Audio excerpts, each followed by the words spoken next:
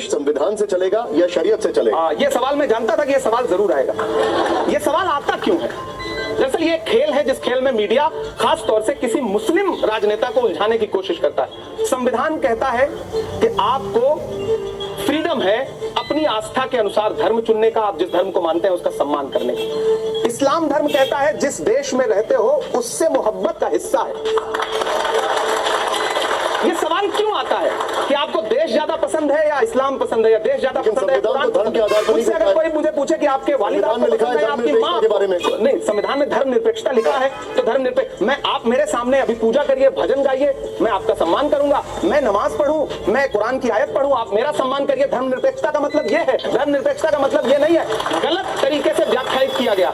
Secularism का मतलब यह नहीं कि आप मेरा धर्म मानने लगे मैं आपका धर्म मानने लगूं। हम दोनों एक दूसरे के धर्म का सम्मान करें, यह है सेकुलरिज्म। अमित शाह जी ने भी सदन के अंदर बोला, बीजेपी कहती है कि शरीयत को मानना है तो पूरा माना जाए, मुसलमान सेविंग्स अकाउंट न खोलें, लोन न ले, बैंक में नौकरी ना करें। वो कहते हैं कि शरीयत के क्रिमिनल लॉ को भी माने, चोरी करने पर हाथ काट दे, बलात्कार पर सिर कलम कर दे। गृह मंत्री महोदय से कहना चाहता हूं कि आप संविधान को मानते हैं तो पूरा माने, आधा अधूरा मत माने।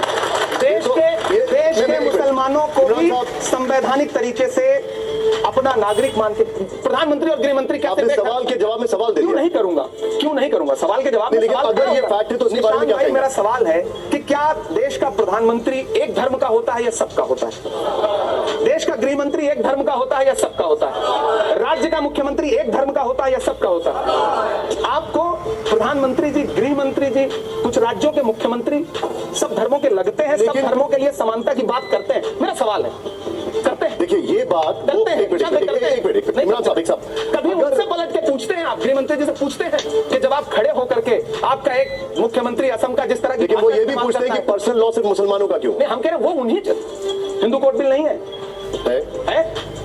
इस देश में सिखों के लिए अलग से। लेकिन उसके लिए कहा जाता है कि कांग्रेस ने उसको ऐसा बनाया कि उसमें कोई भी स्पेशल अधिकार नहीं मिलता। मीठा मीठा गप, कड़वा कड़वा थू, कुछ भी हो आप बाकी जाके कांग्रेस पे आ, क्योंकि आपको मुसलमानों के कंधे पे बंदूक रख के वोट मांगना है, इसलिए आपको मुसलमानों को टारगेट करना है। मुझे पता है आप मस्जिदों के नीचे भगवान नहीं ढूंढ रहे हैं, आप वोट बैंक ढूंढ रहे हैं।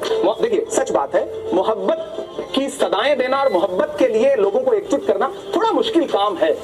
नफरत के लिए आप किसी चौराहे पे खड़े हो जाइए, किसी भी धर्म के हो, आप अपने धर्म का नारा लगाना शुरू कर दीजिए, आए बाएं बकने लगिए, 100 लोग खड़े हो जाएंगे, 1000 लोग खड़े हो जाएंगे, और आप खड़े होकर के मोहब्बत की बात करना शुरू करिए, लोग कहेंगे पागल है क्या यार ये। अच्छा इमरान साहब, इस दौर में मोहब्बत की बात कर रहा है, नादान हो, इस दौर में क्या ढूंढ रहे हो तुम? जहर की शीशी में दवा ढूंढ रहे हो।